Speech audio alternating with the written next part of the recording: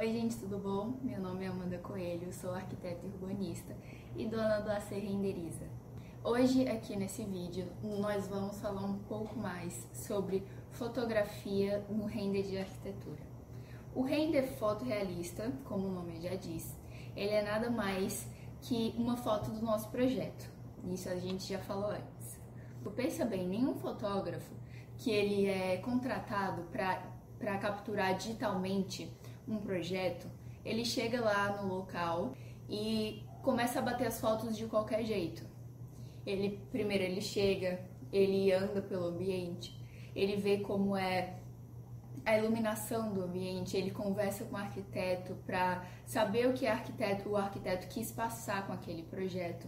Ele vê os ângulos que as fotos vão sair melhores, marca os pontos aonde ele vai ficar, em que posicionamento vai colocar a câmera, para que aquela história do arquiteto seja contada.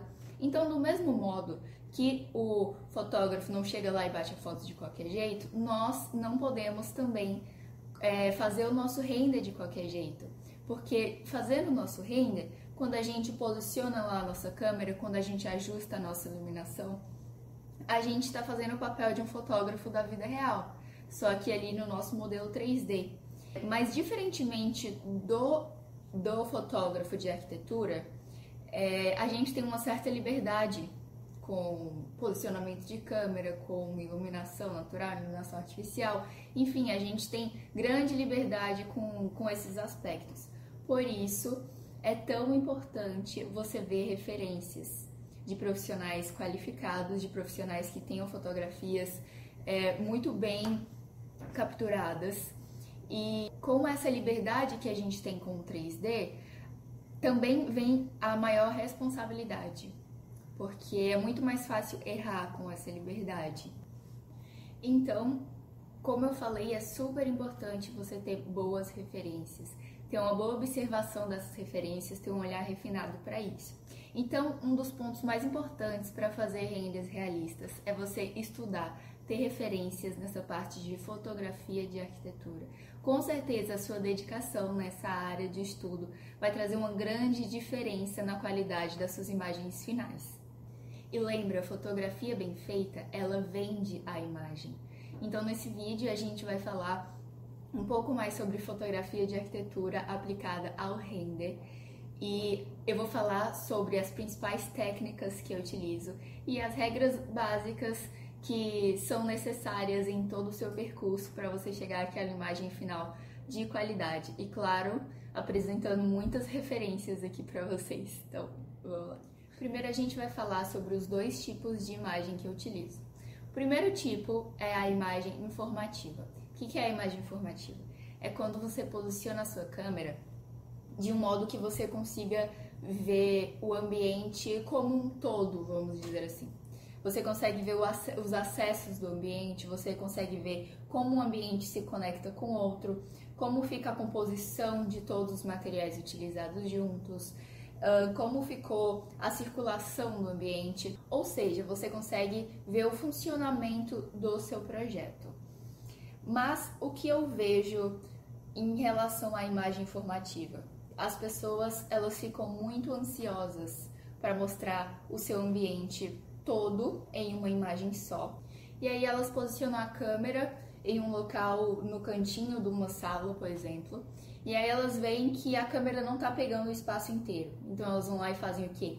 Aperta o atalho Z do teclado, que é o atalho de zoom, e aumenta o campo de visão, aumenta o ângulo da câmera para um ângulo absurdo, assim, um ângulo de 75, de 80, e isso deixa a sua imagem completamente distorcida, completamente deturpada. O ângulo de visão do olho humano, ele é mais ou menos de 45 graus. Para, às vezes, pegar um ambiente maior, precisa-se de um ângulo maior do que esse. E para isso, os fotógrafos utilizam uma lente que se chama grande angular. Mas essa lente grande angular, ela precisa ser usada com moderação, porque como eu já falei, quando tem ângulos muito grandes, elas puxam o ambiente e deixam o ambiente distorcido, muitas vezes fora de proporção, assim, uma cadeira pode estar pequenininha, a outra bem grande. Então isso na arquitetura ela não serve, porque arquitetura, fotografia de arquitetura, ela precisa ser completamente proporcional. Tem que estar representado ali exatamente o que o arquiteto quis dizer com aquele projeto. Então não pode estar fora de proporção. Tá, e você pode me perguntar, se o ângulo de visão do olho humano ele tem mais ou menos 45 graus e eu não posso usar ângulos muito grandes, que ângulo eu uso? E eu te respondo, não tem uma regra. Vai depender muito do seu ambiente, vai depender muito do seu tipo de imagem. Por exemplo, se você faz uma imagem em perspectiva ou se você faz uma imagem em ponto de fuga. Em ponto de fuga, você não pode colocar um ângulo muito aberto, porque ali ele vai deturpar bem a sua imagem. Mas se você faz uma imagem em perspectiva, aí você pode abrir um pouco mais o ângulo, que ele vai até ajudar o olho humano a perceber a perspectiva, mas também não exagerando muito. Por isso que é sempre bom referências, é sempre bom refinar o seu olhar em relação a isso. Então, outro problema que tem em relação a essa ansiedade das imagens informativas, de querer mostrar o ambiente inteiro, é quando as pessoas posicionam a câmera delas lá em cima, que a gente consegue ver tudo de cima como se fosse uma câmera de segurança, como eu chamo.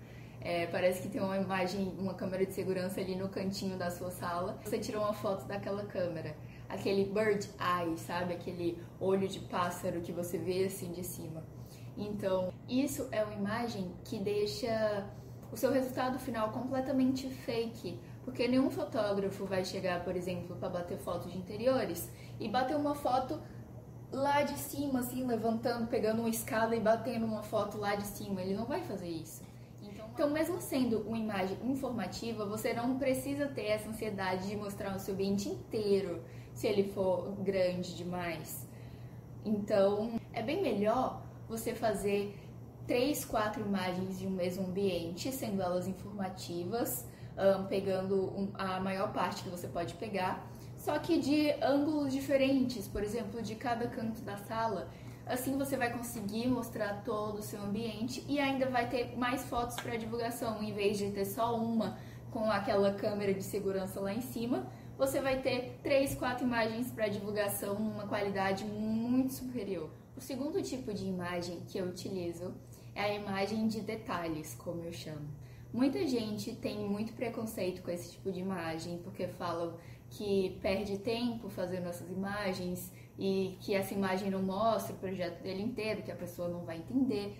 Mas as pessoas não percebem que esse tipo de imagem de detalhes, ela vai trazer muito mais vida para o seu projeto. Por quê? Porque ali você consegue chamar atenção para detalhes que talvez você passou muito tempo escolhendo ali, aquele tipo de material específico que você quer mostrar mais de perto, aquela mesinha de canto do sofá que com aquela imagem informativa ficou despercebida. Então, os pequenos detalhes do seu projeto fazem muita diferença, porque ali você mostra que realmente você pensou em cada coisinha. E como eu falei para vocês, eu vou trazer aqui referências de fotógrafos de arquitetura, de fotos de arquitetura, para mostrar essa diferença das duas fotos, dos dois tipos de fotos. O primeiro projeto é aqui essa sala, que a gente consegue ver bem os acessos, a gente consegue ver a interligação dessa varanda com a sala. E aqui nós temos a imagem criativa, que ele pegou uma parte da mesa da varanda e das cadeiras e da luminária, do pendente, né? E aqui a gente vê que a imagem criativa, ela não precisa, por exemplo, pegar a mesa inteira. Ele pode simplesmente cortar uma parte da mesa, porque a continuação daquela mesa, ela é igual à parte da foto que ele bateu. Então ele não precisa bater a mesa inteira, se ele quer mostrar só um detalhe.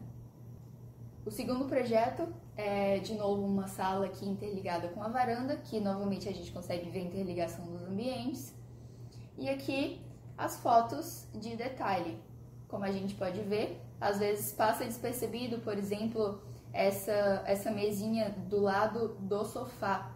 E grande parte das vezes esses detalhes faz muita diferença para o seu cliente. E aqui a parte da mesa de jantar.